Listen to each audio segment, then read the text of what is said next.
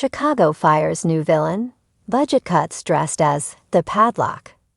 It's always fun to hear that your favorite show has been renewed, but for Chicago Fire fans, it's a bit of a double-edged sword.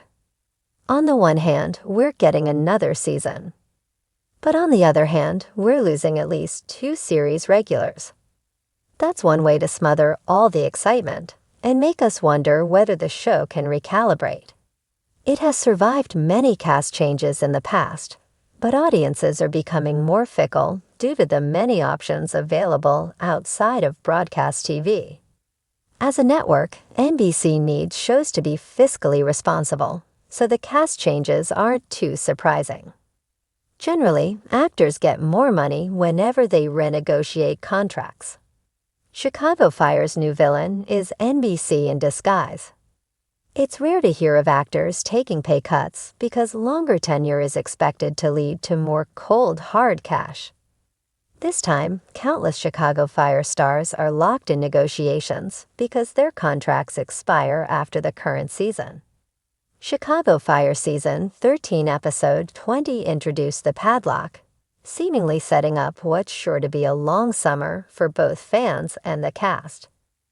The storyline involved an individual arriving at Firehouse 51 with an agenda: to save money. Contrary to popular belief, an NBC exec has not joined the cast, even though it sounds like they have. If anything, the storyline presents a conceited effort to prepare for the fact that many more individuals will be let go over the summer. Taylor Kinney has been with the show since the beginning as Kelly Severide, so I imagine his salary has got to be pretty big. Will that incentivize producers to eliminate him because it could keep more people employed? Many beloved cast members are gone. It isn't certain because he's probably the one fans continually tune in for. Severide has grown out of Firehouse 51 recently, but he's vital to the show's continued success. Then again, I said the same about Chief Bowden, and look how that worked out.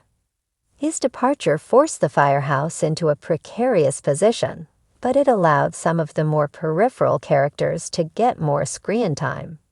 Sometimes these things pay off, but I can't shake the feeling that this latest hurdle won't, and the show will suffer. How can the show continue with such a wide array of fantastic characters who bare their soul every week? From a viewer standpoint, the Padlock storyline is a plot device to save money. It takes away from the escapism of watching these shows to escape from everyday life. With the economy tanking, do we need Chicago Fire to go there?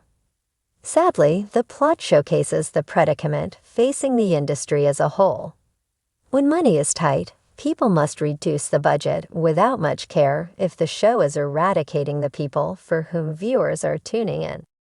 It started subtly. A few missing supplies here, a slightly longer response time there.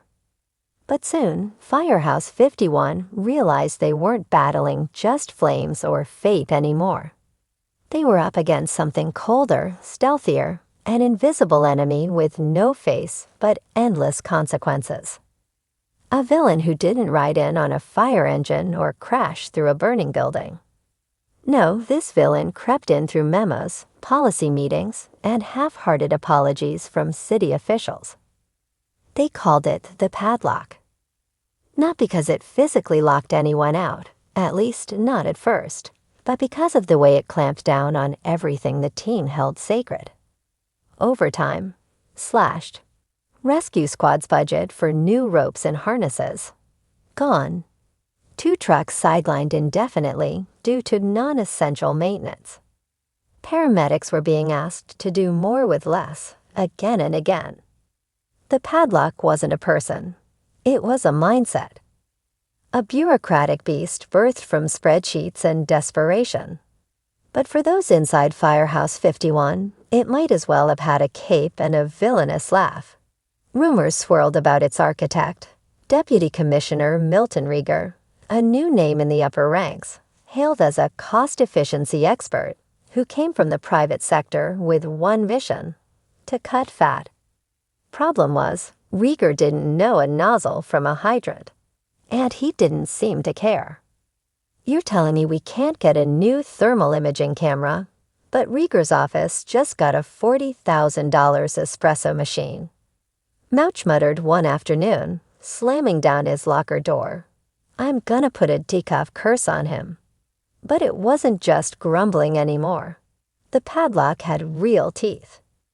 Engine 51 was nearly sidelined after a mysterious risk reassessment.